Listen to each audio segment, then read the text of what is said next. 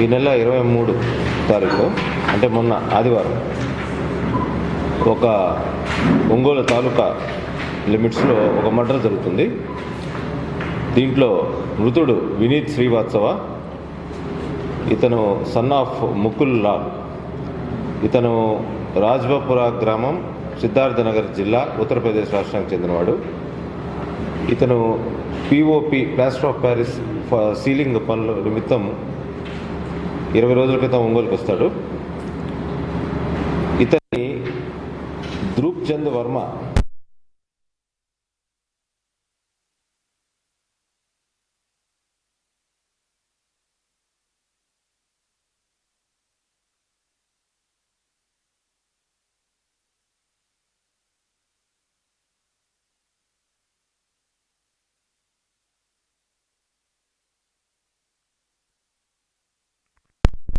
అతను హైదరాబాద్లో plaster of Paris పనులు ఉత్తరప్రదేశ్ నుంచి వచ్చి చేసుకుంటూ ఒక 20 రోజుల క్రితం ఒక స్నేహితుడి ద్వారా ఒంగోలు ఇట్లాంటి పనులు అక్కడ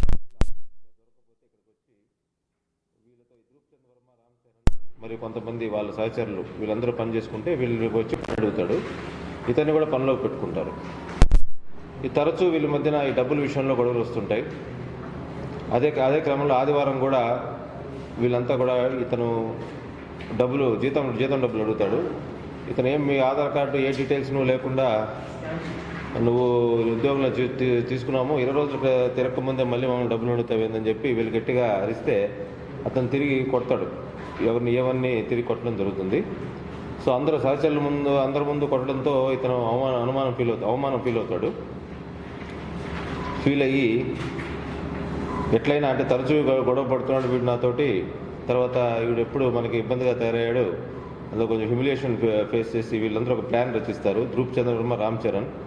కొంతసేపు అయిన తర్వాత అందరం కలిసి సరదాగా అట్లా బయటకు వెళ్దామని చెప్పి పేర్నమిట్ట మంగమూరు రోడ్లో రాంబాబు వెంచర్కి తీసుకెళ్తారు. అక్కడ అమ్మాయిలు దొరుకుతారు, అక్కడ మనం ఎంజాయ్ చేయొచ్చు అని చెప్పి మాయ మాటలు చెప్పి ప్రలోభ పెట్టి తీసుకెళ్ళి అక్కడ ముందుగానే ప్లాన్ ప్రకారము ఈ ధ్రువ్ చంద్ వర్మ ఒక కత్తి కూడా, ఆయన దగ్గర ఒక కత్తి ఉంటుంది, ఈ కత్తి తీసుకొచ్చి అతన్ని బైక్ మీద ఎక్కించుకొని వెళ్ళి అక్కడ పేర్నమిట్ట మంగమూరు రోడ్లోని రాంబాబు వెంచర్ దగ్గరికి వెళ్ళిన తర్వాత కొంతసేపు మాట్లాడుకుని ఏరా నన్ను తిడతావా అని చెప్పి ఇప్పుడు తిట్టు నన్ను చూద్దాము, నన్ను అవమానపరచు చూద్దామని చెప్తే ఏం చేస్తావు నువ్వు, నన్ను కాళ్ళు చంపుతావా, చంపు అని అనడం జరుగుతుంది. మృతుడు ఇమీడియట్గా ఈ కత్తి తీసుకొని ఆయన కడుపులో పొడవబోయే క్రమంలో ఆయన చేతితో అడ్డం పెడతాడు. చేయికి గాయమవుతుంది. తర్వాత కడుపులో పొడిచి తర్వాత మెడ మీద కూడా ఈయన సహాయంతో, రామ్ చరణ్ సహాయంతో ఈ ధ్రువ్ చంద్ వర్మ అతి కిరాతకంగా వినీత్ శ్రీవాత్సవ్ని చంపడం జరుగుతుంది. ఈ కేసు ఇది ఆదివారము అర్ధరాత్రి సుమారు 11:30, 12:30, 1 గంట ప్రాంతంలో జరుగుతుంది. తర్వాత ఇది నిన్న సాయంత్రం శవం ఐడెంటిఫై అవుతుంది. వీఆర్ఓ గారు రిపోర్ట్ ఇస్తారు. 24 గంటలు తిరగక ముందే ఈ కేసుని ఎస్పీ గారు సీరియస్గా తీసుకొని అడిషనల్ ఎస్పీ క్రైమ్స్ అయిన నన్ను, ఒంగోలు డిఎస్పీ గారిని, ఒంగోలు 2 టౌన్ సిఐ మరియు వాళ్ళ టీంని రంగంలోకి దించడం జరుగుతుంది. ముద్దాయిలిద్దరిని కూడా ఈరోజు సాయంత్రం 4:30 గంటలకి మనం ఒంగోలు రైల్వే స్టేషన్ దగ్గర అదుపులో తీసుకున్నాము. వీళ్ళు హత్యకు ఉపయోగించిన కత్తిని సీజ్ చేశాము. అదేవిధంగా ఒక బైక్లో ఈ మృతుడిని ఎక్కించుకొని పోయిన బైక్ని కూడా మనం సీజ్ చేయడం జరిగింది.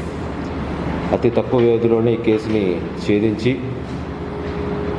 ముద్దాయిలను పట్టుకొని వాళ్ళని రిమాండ్కి పెట్టిన ఈ టీమ్స్ అందరినీ కూడా ఎస్పీ గారు అభినందించారు.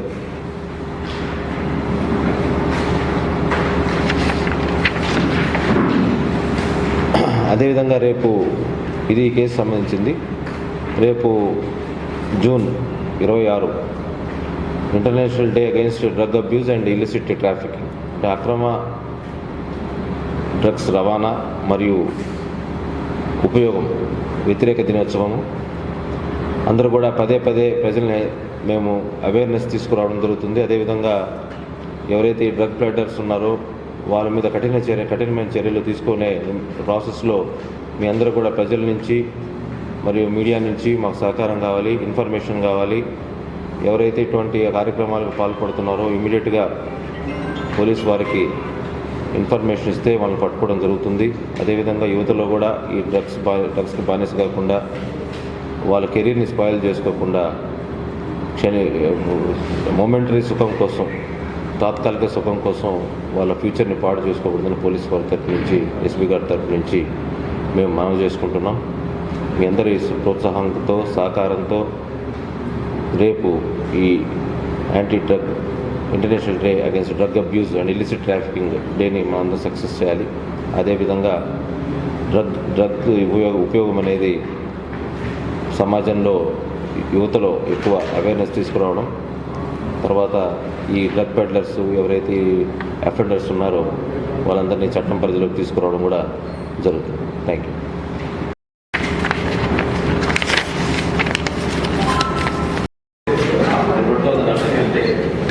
చాలా బాగా చేశారు సార్. ఒక అదేదో సినిమా టైప్ రైట్ పెట్టాం. లైట్ పెడితే ఒక